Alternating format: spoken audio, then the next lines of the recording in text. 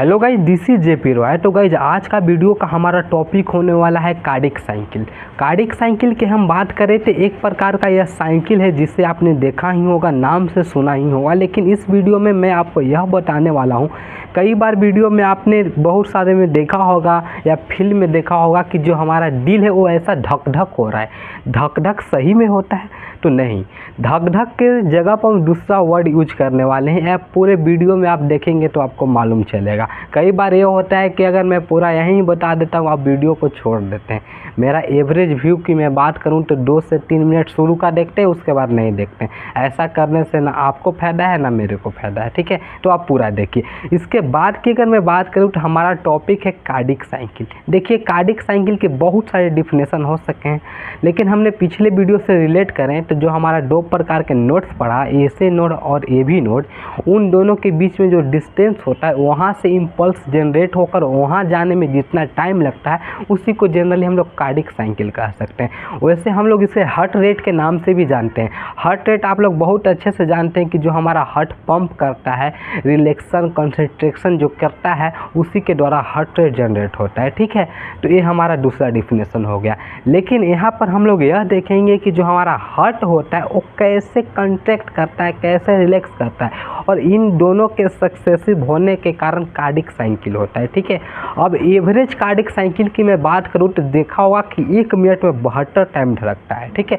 अब हमें मालूम है 72 टाइम 1 मिनट में 60 सेकेंड होते हैं, तो हम एक निकाल सकते हैं कि एक कार्डिक साइकिल को पूरा करने में कितना समय लगेगा। तो 60/72 करेंगे तो 0.8 सेकेंड एक कार्डिक साइकिल को सोच सकते हैं। एक कार्डिक साइकिल मीन्स ब्लड हमारा आया इंफीरियर सुपीरियर कोरोनरी आर्टरीज से और हार्ट में गया और 0.8 सेकेंड में एक बार वो पूरे बॉडी का चक्कर मार लेता है। इतना फास्ट, इमेजिन करने वाली चीज़ है। अब यहीं से बात आती है कि पूरे कार्डिक साइकिल के 2 भागों में बांटा हमारा है डायस्टोल। डायस्टोल जनरली क्या करता है, जो ब्लड हमारे पास आ गए उनको छोड़ने का काम करता है, इसलिए इसको रिलैक्सन या रेस्ट स्टेट भी इसे कहा जाता है। दूसरी तरफ अगर हम लोग बात करें सिस्टोल, तो ये क्या करता है, कंट्रैक्ट अब्जॉर्ब करने का काम करता है। जितने भी ब्लड है उसको अब्जॉर्ब करता है, कंट्रेसेशन का मदद करता है, मीन्स ये ब्लड को इकट्ठा करने का काम करता है, ठीक है? अब इसे देखिए, एक टेबुलर फॉर्म में अगर मैं बात करूं कि जो हमारे दोनों थे, हमारे डायस्टोल और सिस्टोल दोनों ही लेते हैं टाइम हमारे 0.4 सेकेंड, 0.4 सेकेंड, टोटल मिला के 8 सेकेंड होंगे। लेकिन ओवरऑल इन तीनों को 3 भागों में बांटा गया। सबसे पहले हमारा ज्वाइंट डायस्टोल होता है और उधर हमारा वेंट्रिकुलर सिस्टोल और एर्टिकुलर सिस्टोल होता है। हमारा जो ज्वाइंट डायस्टोल होता है वो 0.4 सेकेंड का टाइम लेता है और जो हमारा एंट्रियोल सिस्टोल होता है 0.1 सेकेंड। फर्स्ट की अगर मैं बात करूं तो ज्वाइंट सिस्टोल होता है जिसमें पूरे हार्ट चेंबर हमारे रेस्ट करते हैं, मीन्स ब्लड का भेजने का काम करते हैं, और 2 ऐसे होते हैं जो हमारे ब्लड को क्या करते हैं, कंट्रैक्ट करने का काम करते हैं। वो कंट्रैक्ट कह लीजिए बॉडी से करते हैं या ऑरिकुल से करते हैं, ठीक है? इन पूरे कलिकुलम को हम लोग समझने वाले हैं। तो इन पूरे तीनों की अगर हम लोग बात करें तो जो हमारा ज्वाइंट सिस्टोल डायस्टोल होता है वो हमारा 0.4 सेकेंड का टाइम लेता है, और एरिकुलर सिस्टोल होता है वो हमारा लेता है 0.1 सेकेंड, और हमारा जो वेंट्रिकुलर सिस्टोल होता है वो 0.3 सेकेंड का समय लेता है, ठीक है? ये ज्वाइंट डायस्टोल की अगर हम लोग बात करें तो जो हमारे पूरे बॉडी में ब्लड होते हैं, या फिर हमारे हार्ट के नीचे कह लीजिए, हमारे हार्ट के ऊपर कह लीजिए, इन दोनों हमारे सुपीरियर वेना कावा और इन्फीरियर वेना कावा से आते हैं। अब ये दोनों आ गए हमारे राइट आर्ट्रियम में। अब जैसे ही राइट आर्ट्रियम में आए तो यहाँ पर हमारे ट्राइकप्सिड आल जो होते हैं वो खुले होते हैं, और जैसे ही खुले होते हैं तो वहाँ तो फ्लो हो रहा है ब्लड, अब खुला है तो नीचे जाएगा ही जाएगा। तो हमारा राइट वेंट्रिकुलर भी यहाँ पर फिल हो जाता है 70%। वहीं दूसरी तरफ ध्यान दीजिए, जो हमारा आ रहा था पल्मोनरी वेन से ऑक्सीजनेटेड ब्लड लेफ्ट आर्ट्रियम में, वो भी हमारे बाइकस्पिड वाल्व्स वहाँ पर भी खुले थे, तो वो हमारे चल जा रहे थे नीचे का जो हमारा लोअर वेंट्रिकुलर है उसमें जा रहे थे ब्लड।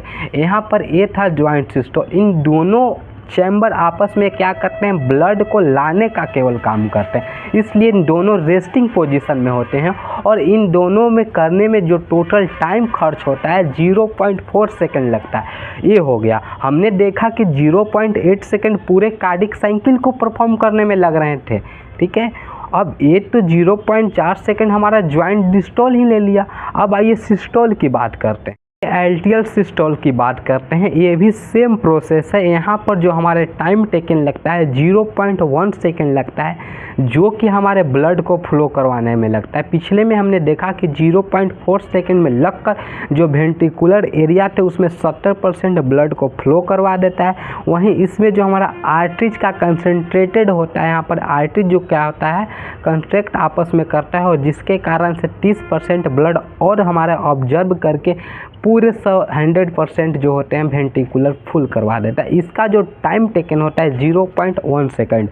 यहाँ पर आप लोग टाइम डिफरेंस देख सकते हैं, वहाँ पर ज्वाइंट डायस्टोल में था हमारा टाइम था 0.4, इसलिए उसे स्लो प्रोसेस भी कहा जाता है। जबकि यहाँ पर 0.1 था, इसलिए इसे हम लोग क्या कहते हैं, इसलिए इसे हम लोग फास्ट प्रोसेस के नाम से जाने जाते हैं। इसके बाद आइए हम लोग वेंट्रिकुलर सिस्टोल की बात करें, तो अब जितने भी हमारे ब्लड थे वो आ गए हैं वेंट्रिकुलर में। अब वेंट्रिकुलर में आ गए हैं तो ट्राइकार्पसिड और बाइकार्पसिड वाल्व दोनों बंद हो गया। अगर बंद नहीं होता तो फिर तो ऊपर ही चले जाते, आर्ट्रियम में ही चले जाते, इसलिए वो बंद हो गया।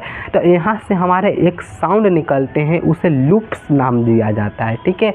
जो हमने बोला पिछले में कि क्या हुआ कि हमारे जो धड़कन होता है वो ढक ढक करता है, ऐसा नहीं होता है, वो लूप्स डुप्स करता है हमारे जो ढक होते हैं। तो यहाँ से निकलते हैं हमारे लूप्स निकलते हैं जब हमारे ट्राइकार्पसिड और बाइकार्पसिड वाल्व दोनों बंद हो जाते हैं। इसके बंद होने के कारण से लूप्स एक आवाज़ निकलता है, ठीक है।